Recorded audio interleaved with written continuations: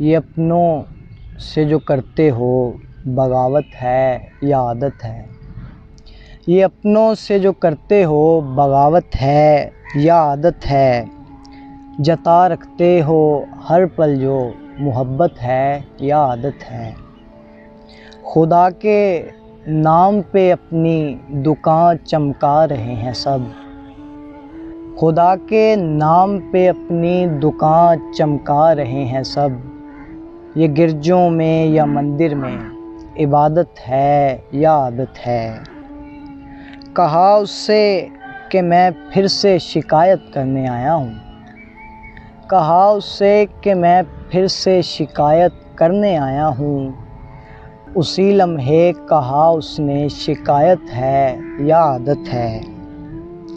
अज़ियत ओढ़ के हमने गुजारी ज़िंदगी सारी।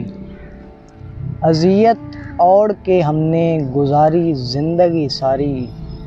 समझना ये भी मुश्किल है अज़ियत है या आदत है।